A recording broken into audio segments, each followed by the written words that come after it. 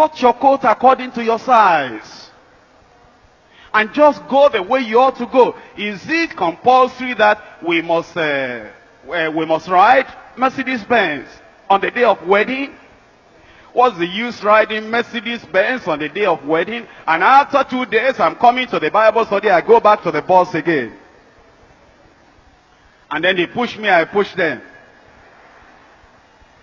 And today is Monday. Just 2 days ago, during the time of marriage, I was in the Mercedes. I was in the Volvo. But now, I am in Molue.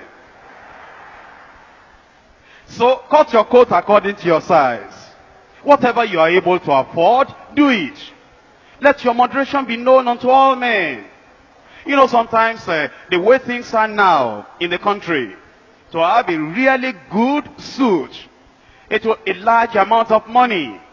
But if it is the normal native dress you are able to wear, which will not cost, you don't want to spend all your money, because after the marriage, immediately you come, you have that wedding. That lady will like to know where is the food stuff we're going to eat. But you know, we go to borrow money to have that wedding.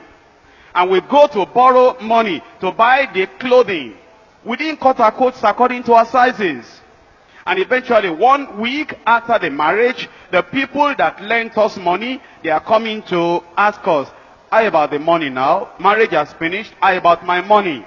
And your wife began to say, what money is that? Don't you know? As people were drinking Fanta that Saturday, you think it was for joke? I borrowed the money. That's not good. Whatever you are able to do, do it moderately. That's why those who have the money, those who are rich, they should not be extravagant too, so that they do not mislead the other people that do not have too much, so that they do not get into unnecessary debt. Be joyful on the day of the wedding ceremony. It's a day of joy. Be happy on the day of wedding ceremony. It's a day of happiness. And of course, relax. Be happy. And of course, it takes little money. But don't spend all the money that you have. Let your moderation be known unto all men. I do not mean that you will wear the clothes you have been wearing for 5 years before. Everything now is shabby. And then you appear before the marriage altar as if you are not happy, as if somebody is dragging you and pulling you. You didn't even remember to polish your shoe before you went for that marriage ceremony. And people look at you and they said, are they forcing him? Is it compulsory for him? Why didn't he come to have the marriage on the day he will be happy? So you must be happy. It is compulsory to be happy on the wedding day. Lest they will think it's the church that is forcing you to marry.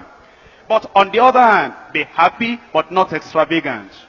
Be joyful, but let your moderation be known unto all men. Be neat, be well-dressed, because it's a wonderful day in your life. Be well-dressed, be your best, but do not go into debt.